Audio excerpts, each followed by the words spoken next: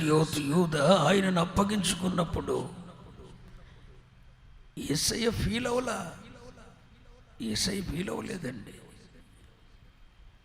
30 వెండి నాణ్యాలకు ప్రధాన యాజకులతో బేరమాడి బల్ల తీసుకొని ప్రభు ఇచ్చిన రొట్టె తిని ద్రాక్షరసం తాగి ప్రధాన యాజకుల యొద్దకు వెళ్ళి ఆయనతో బేరం కుదుర్చుకొని నేను ఆయన్ని అప్పగిస్తారా అని తీసుకొని వచ్చి ఆయన అప్పగిస్తున్నప్పుడు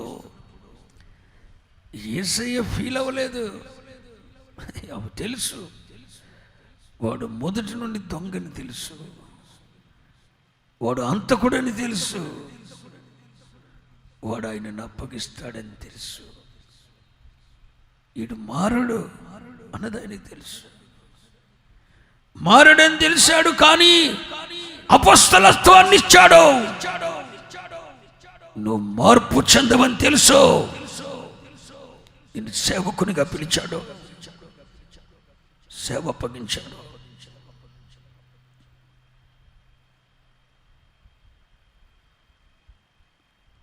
ఇచ్చాడు, ఆధిక్యత ఇచ్చాడు.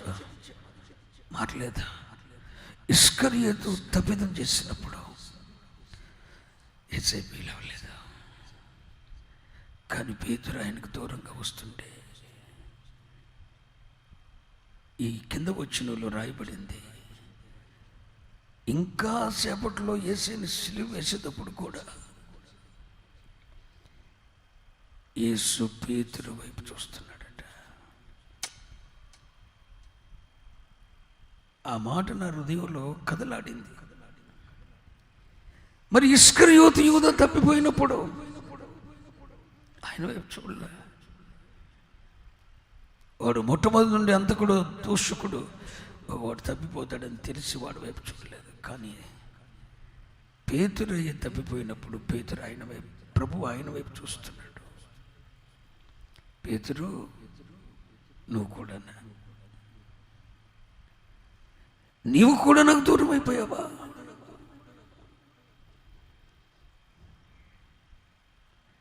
ఎప్పుడు నాతో ఉండేవాడుగా పేతురు, అంటే నా శ్రమల్లో పాలుపడవలసి వస్తుందని, నా కష్టాలు పంచుకోవాల్సి వస్తుందని.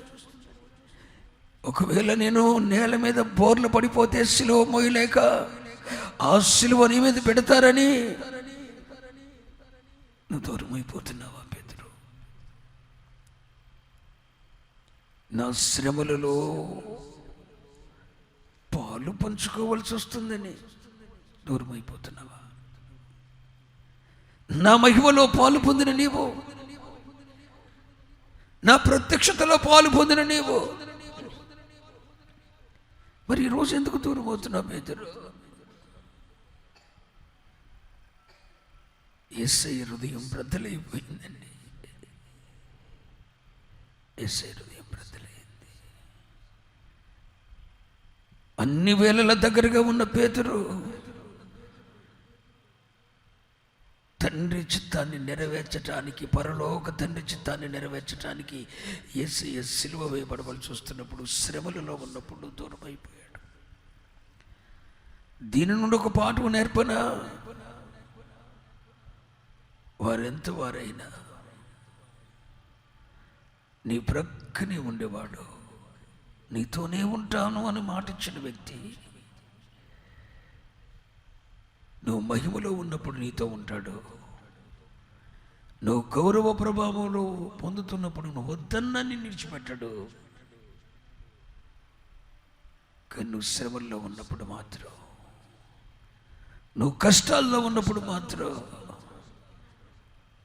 ఇక నీ స్థితి అయిపోతుంది, ఇక మరలా నువ్వు కోలుకోవు, ఇక నీ పని అయిపోయింది, నీ కుటుంబ పరిస్థితి అయిపోయింది, ఇక నీకు సహాయం చేసినా తిరిగి రాదు అని అనుకుంటే, నిన్ను విడువనన్న వ్యక్తి, నీతో ఉంటానన్న వ్యక్తి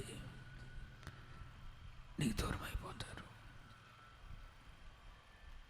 ఇది వాస్తవం. నీకు మేలు చేస్తే మరలా తిరిగి వారికి ఏదైనా మేలు జరుగుతుందనుకుంటే నిన్ను వెంబడిస్తారు. నీకు చేసిన మేలు మరలా తిరిగి రాదు, ఇక నువ్వు ఉండవు, నీ కుటుంబం ఉండదు అని అనుకుంటే నీ వారు కూడా నీతో ఉండరు, దూరం అయిపోతారు. గుర్తుంచుకో. పేతురు ఇలాంటి వాడే యేసయ్యకు దూరం అయిపోయాడండి. మరి ఒక మాట అడగనా, యేసయ్యను గూర్చి స్పష్టమైన ప్రత్యక్షత పొందిన నీవు ఎందుకు దేవునికి దూరం అవుతున్నావు? నువ్వు దేవునికి దూరం అవుతున్నావు.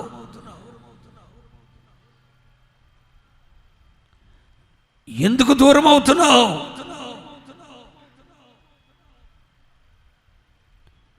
నువ్వు దేవునికి దూరం అవుతున్నావు అంటే అర్థం ఏంటంటే, మరి దేనికో దగ్గర అవుతున్నావు అనేగా అర్థం.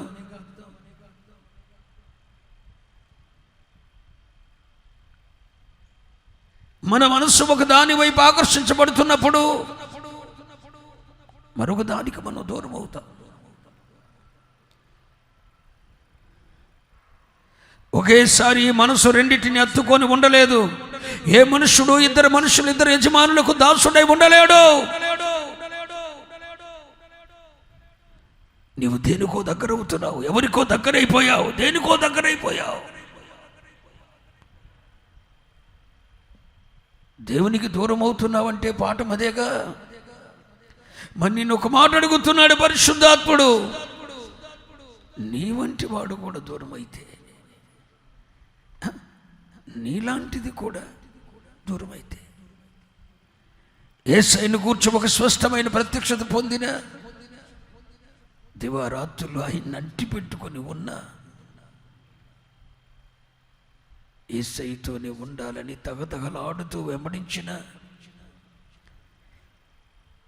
రూపాంతరపు కొండ మీద ఆయన మహిమను కనులారా చూసిన నీలాంటి వ్యక్తి కూడా దూరం అయితే యేసయ్య ఎంత ఫీల్ అవుతాడు? కష్టకాలంలో నీలాంటి వారికి కూడా బాధ్యత లేదా? దుఃఖ సమయంలో నీలాంటి వారు కూడా పలకరించకపోతే, నీలాంటి వారు కూడా కష్టాల్లో పాలు పంపులు కాకపోతే, నీలాంటి వారు కూడా అయ్యా ఏంటి పరిస్థితి, నేను ఒత్తిడి గురవుతున్నారా, పరిస్థితి ఏంటయ్యా అని ఆసరాగా నిలబడిపోతే,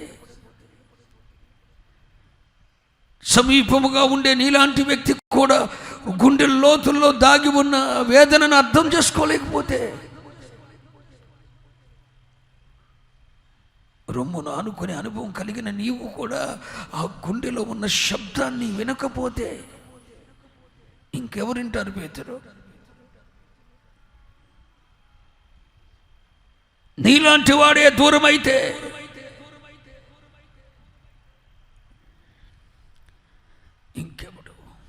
ఇంకెవడు దగ్గరకు ఉండేది?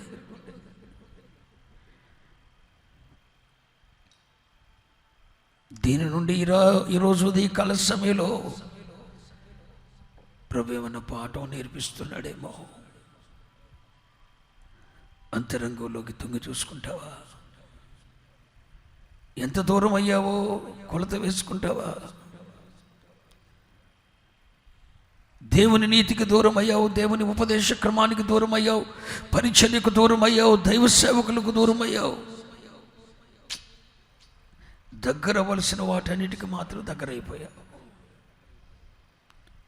పరిశుద్ధుల సహవాసానికి దూరం అయ్యావు, ఉపదేశ క్రమానికి దూరం అయ్యావు, బలిపీఠమునకు సమీపంగా నీవు దూరం అయ్యావు. ఎవడికి కావాలి నీ మొక్కుబడి ప్రార్థనలో? 7 ప్రార్థనకు వచ్చి ఉద్ధరించేస్తుందంటే మహాతల్లి. చాపు కూర్చుంటూ బోర్ల పడి నిద్రపోవటం, ఇదే కానీ వల్ల ఏది అక్కడ?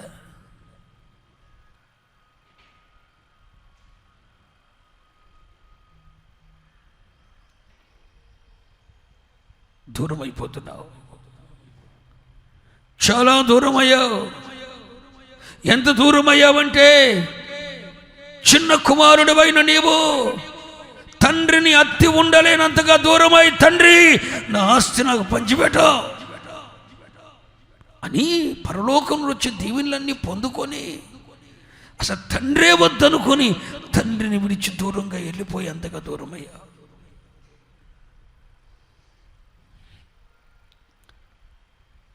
ఆయనకు దూరం అవుతున్న వేళ నీకు దుఃఖం అనిపించట్లా? 24 సంవత్సరాల సేవా జీవితంలో ఒక సత్యాన్ని తెలుసుకున్నాను. మనుషులు మనతో ఉండరు. ఈరోజు మనతో ఉన్నవాడు రేపు ఉండడు, రేపు ఉన్నవాడు ఎల్లుండే ఉండడు. వచ్చే సంవత్సరం ఉన్నవాడు అవతల సంవత్సరం ఉండడు. హలో, ప్రభువు నేర్పించేస్తాడు. ఈరోజు నీవు, రేపు నీవు ఉండవు. నీ స్థానాన్ని మరొకడు పొందుకోబోతున్నాడు. ఈరోజు నువ్వు నమ్మకస్తుడువు, రేపు నువ్వు నమ్మకస్తుడు కాదు. నీ స్థానాన్ని మరొకడు పొందుకోబోతున్నాడు. ఏదో ఒక సమయం నువ్వు దూరం అయిపోతావు. ఏదో ఒక పరిస్థితి నిన్ను దూరం చేస్తుంది. కానీ నువ్వు మనుషులకు దగ్గరై, లోకానికి దగ్గరై, నీలాంటి వ్యక్తి కూడా ప్రభువుకు దూరం అయితే ఆయన హృదయం ఎంత నొప్పించబడుతుంది. కష్టకాలంలో నేనున్నాను ప్రభువా, నేనున్నాను. ఎప్పుడైనా ఆసరాగా నిలిచావా? 1000 సార్లు 1,00,000 సార్లు దేవుని వలన మేలు పొందిన నీవు ఒక్కసారైనా నేనున్నానయ్యా అన్నావా? యేసయ్య పేతురు వైపు చూస్తున్నాడు.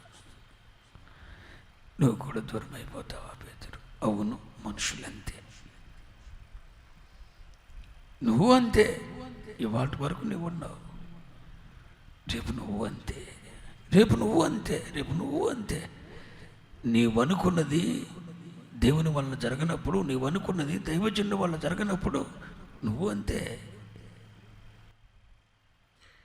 మర్మం విడిచి వందనాలు చెప్పని ఎదవి నువ్వు. గుండె లోతుల్లో నుండి సమర్పణ లేదు నీకు. ఏదో ఒక రోజున పేతురులాగా నువ్వు దూరం అవుతావా?